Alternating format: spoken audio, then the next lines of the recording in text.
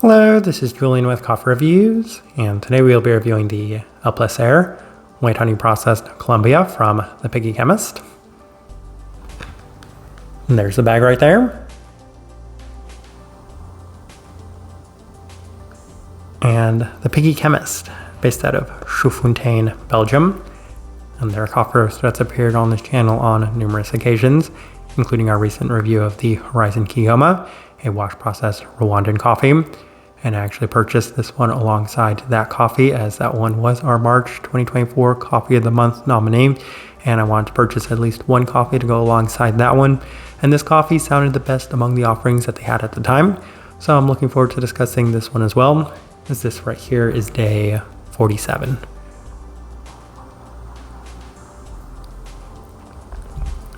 And recipe we went with for this coffee was our standard recipe at a 16:1 water to coffee ratio, brewed at 96 degrees Celsius, about 205 degrees Fahrenheit. And you like this one best through the V60, which indicates a more medium fine grind. Roast profile for this coffee, this one is a filter roast, and it is still very much on the lighter side of things, as once again, even with the processing, you can definitely tell that this is an extremely light coffee and one of the lightest coffees that we've reviewed this year, as this is a very light coffee, very light coffee by most standards and metrics. With all that out of the way, let's go and start discussing this coffee.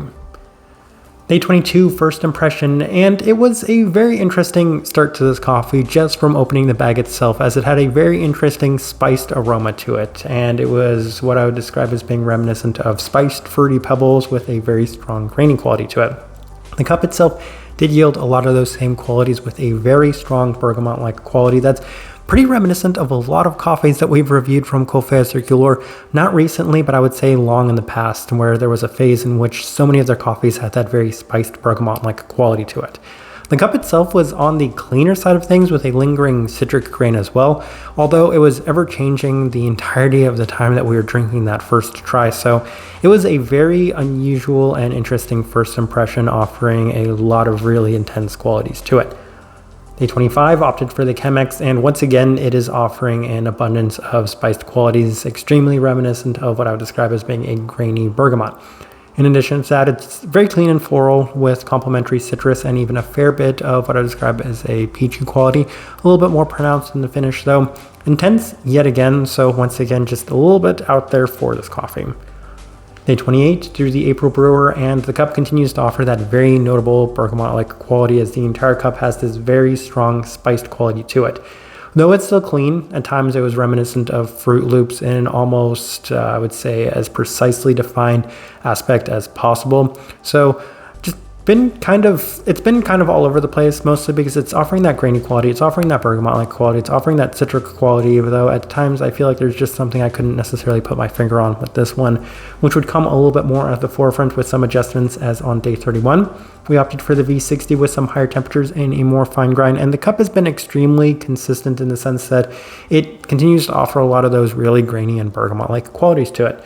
It's very overly dominant in that regard, with, I would say, a lot of the other aspects now being a little bit more unnoticeable, mostly because of just how intense a lot of these aspects are within this coffee, though that spiced quality continues to present itself mostly in, I would say, the aroma of the whole beans, the grounds, the bloom, and then the aroma of the cup itself, though at times I would say it's becoming a little bit more pronounced and present within it, as on day 34 we opted for the Chemist with the same adjustments, and it has that intense spiced aroma. It's present in the cup yet again with more of the grainy quality, as it continues to offer what I would describe as being an extremely well-defined Fruit Loops with the spiced aspect. Its intensity is quite dominant and direct, as this coffee really doesn't seem, it doesn't leave a whole lot for anything after the very direct profile to it. Day 37 opted for the V60 with our standard recipe, and this was much more in line with our initial impressions with the spiced quality to the cup, and it is reminiscent of a range of things. And at this time I said, okay, let's start putting a label on what that spiced quality is, and the things I came up with were an abundance of things ranging from pink peppercorn to clove to that spiced bergamot.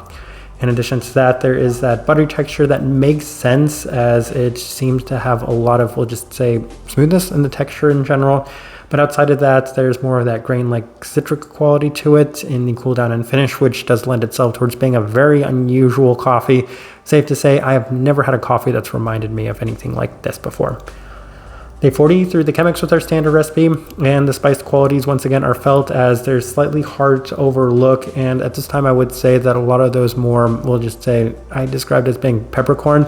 Again, for me, pink peppercorn, maybe like Sichuan peppers, like the Chinese black pepper. Those are kind of the notes that were coming to mind when I was drinking this coffee. Present at the tail end of the cup itself, otherwise grainy in a slightly sweet way. And I think maybe before I go a little bit too far on that spice-like quality, it's present in the aroma of the whole beans itself. So it's one thing if I felt like I was getting this as a result of the way I was brewing this coffee. It's a whole nother thing that it's been present from the moment I opened this coffee. As I think anybody that takes in the aroma of the whole beans themselves are going to be surprised by just how intense this coffee is turning out. Day 43, final notes we have through the V60, and the cup continues to skew heavily in that spiced sense with, once again, that peppercorn-like aspect. It's now at the forefront and present throughout in a dominant sense, and I feel like what happened was, once I got a hold of that note, I feel like it was really hard for me to overlook that, as there were other aspects and attributes within it. I mentioned earlier that peachy quality, even that citric quality, even that bergamot-like quality. But once this was at the forefront of my mind, I had a hard time shaking it. Either that or it became more intense from that point going forward. Nonetheless, it's the first thing I detected from it, and I could just experience it the entire time I was consuming this coffee. Sweet grain aspect, notably less present as well in place of those very strong spice-like qualities. All right, let's go ahead and put up the tasting wheel so you can't see what we're getting.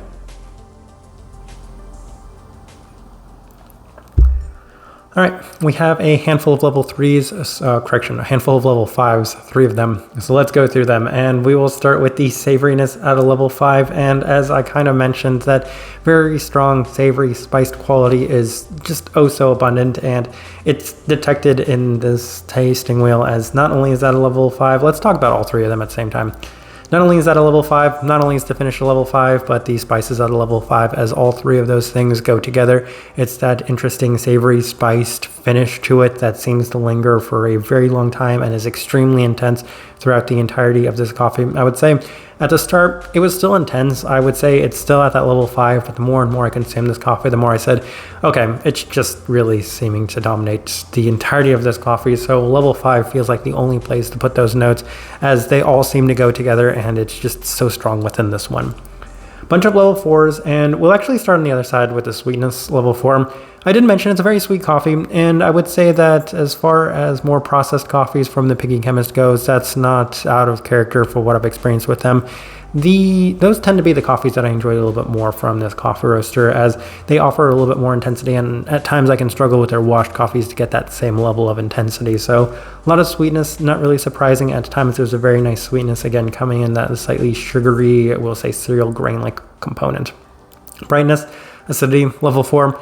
That doesn't really surprise me either, as these are very light profile coffees, though once again, I have maybe at times not necessarily gotten the most amount of brightness from their coffees. This one right here, it's very pronounced as well, and even with the coffee being as, we'll say, intense in certain regards, it's still prominent enough to justify scoring at that level 4 mark. Florality, level 4. And I did mention early on that there's a little bit of that kind of floral grain quality to it, and it's something that I would say, even with the very strong spiced qualities, was still prominent in the earlier days. So towards the end, it's something that I really had to kind of focus on and think about when making this tasting wheel. Nonetheless, it was still one of the stronger qualities within it. Citrus fruit, level 4, same thing. The first note I mentioned was that bergamot-like quality, that spiced bergamot to be more precise, and I would say that I was expecting it to be maybe a little bit more strong throughout, but towards the end I would say that I was really so honed in and focused on that spice-like quality that it was really hard for me to focus in on anything else, including what was a very defined, pronounced, and notable bergamot-like component to this one. And then bunch of, we'll go through the level 3s real quick as well.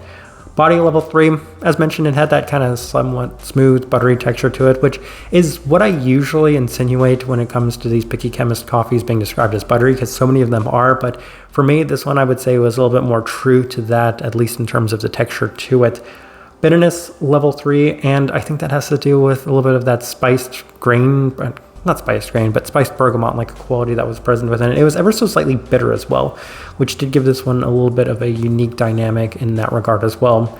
Stone fruit level 3, and I think I really had to think about this one. I mentioned earlier there were some peachy qualities, and I wonder if people were able to get more of that from this coffee, because I feel like that was supposed to be one of the more defining factors of this one.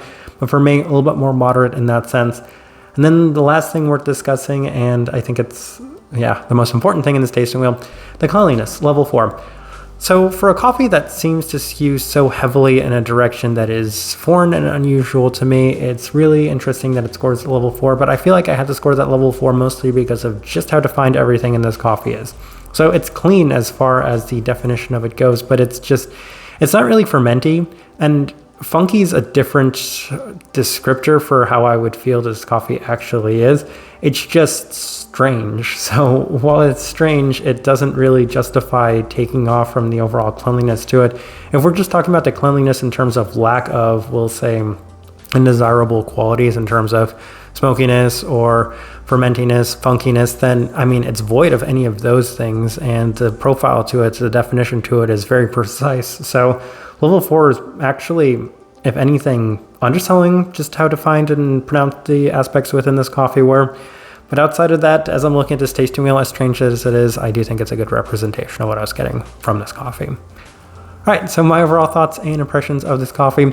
This is easily one of the strangest coffees that I think we've ever reviewed up to this point. And I've had some coffees like this that may skew a little bit more in other directions that also seem to have that same theme to them, a very precise and focused profile. And this one right here, that's exactly what it had, was a very precise and defined profile that just happens to skew in a direction that I'm not necessarily the biggest fan of. And I've also heard some people discussing this coffee as well, and they were really surprised by the experience that they had received from it as well, skewing so strong in a direction that maybe you don't necessarily expect going into it. I have some more thoughts about this coffee in general, but I think that's just kind of the way I want to lay it out in terms of this review. Is it was just a little different from what I was expecting. Type of person I would suggest this coffee to. If you really like the weird out there stuff, I think this is a really good fit for you, because there are some positives to be taken away. Again, there's really nice definition, there's really nice sweetness, and there's just great intensity if you really like your intense coffees. So if you do like those intense coffees while still maintaining a certain level of clarity, then I feel like this one's a really good fit for you. And if you like spiced qualities in coffees, then I can't point you out the direction of this one enough, as I feel like that's going to offer it a very unique profile to it. And if you enjoy unique coffees too, this is a good one for you. For the most part, I think that's the best way I can leave this review though. If you by chance had an opportunity to try this coffee, I'd love to know your thoughts and impressions of it as well. If you're enjoying the content, give this video a like, subscribe if you're not already subscribed.